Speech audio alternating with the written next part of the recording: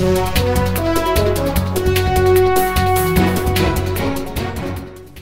is Michael Rickards. I'm back here with the Hall Institute of Public Policy's Forum, and I'm pleased to have my colleague Richard Lee and our distinguished guest today, Roland Anglin. Roland, we were talking about different types of activities that people in communities engage in. We talked about faith-based initiatives. We also talked about gangs.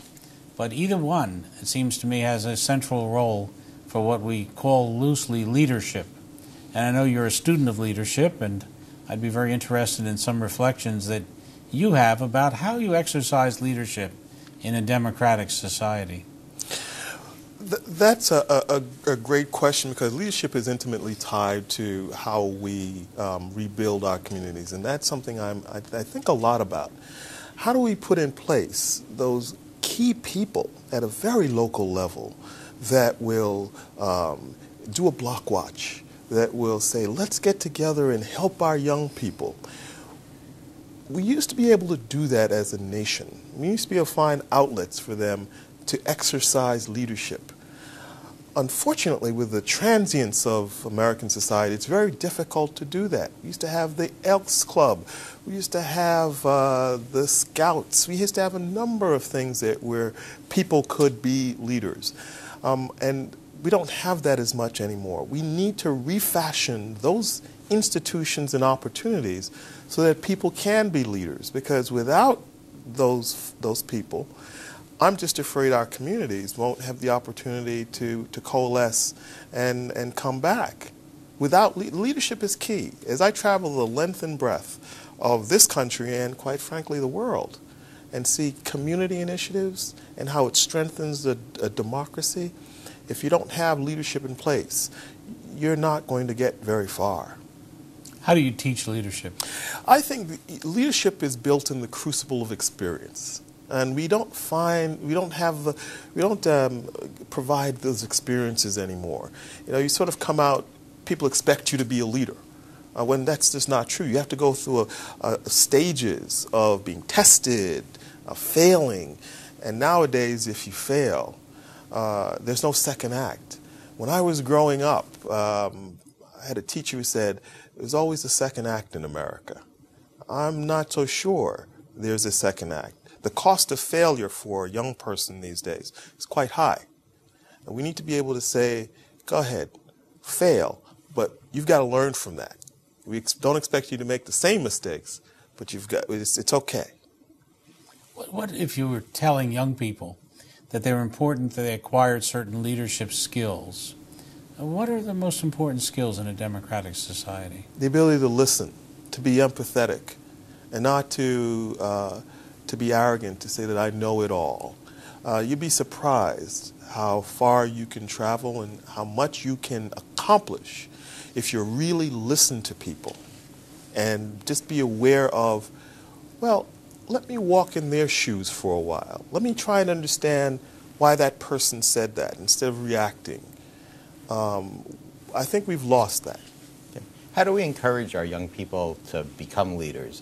I teach young college students, and there seems to be a gap between them and government and the political process. You know, they say they don't see relevancy to what's happening politically. How do we change that? Yeah, if I were a young person today, I'd find it very difficult to be engaged.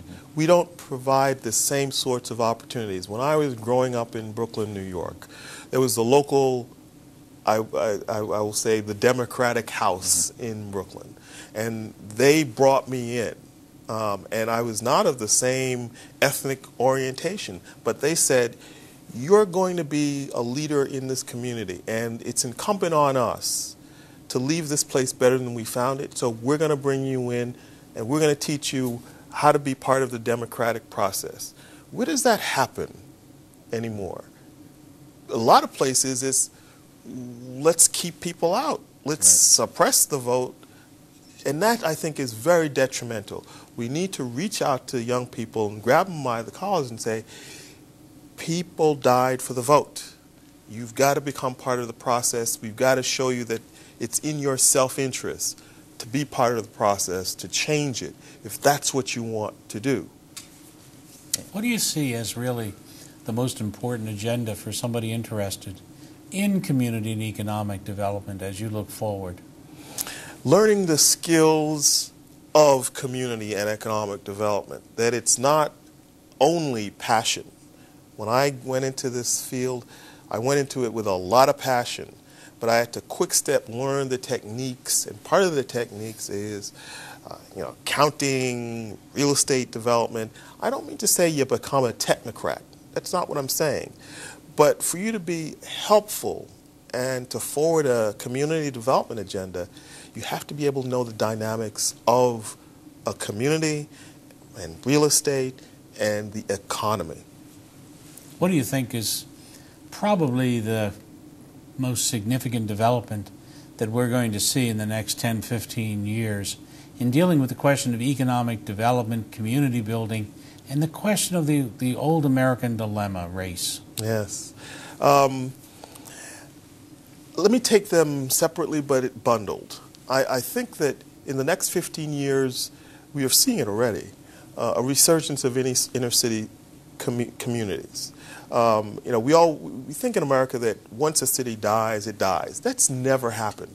Cities are becoming resurgent. We're near Trenton. I am going to go out on a limb and say I think Trenton's going to be a great resurgent city in a few years. The seeds are there. But in terms of the issue of race that was so bundled up into why cities declined, I look at some of what's happening in our political process, and I'm heartened.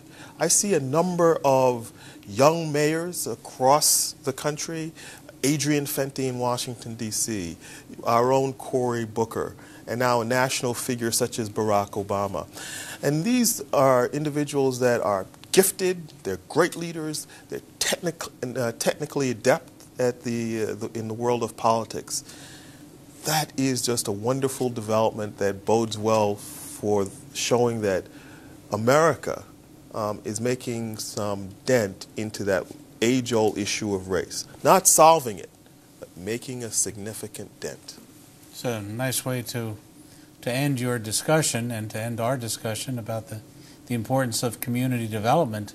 Thank you for your work, and thank you for joining us. You've been very articulate in trying to describe to us what is a matter of increasing difficulty for us to understand, which is the relationship between economics, which is global, and community that is so local.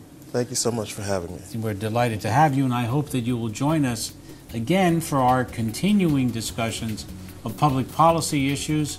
On behalf of Richard Lee and myself, we're delighted to have the opportunity to present the Hall Institute of Public Policy Forum. Thank you.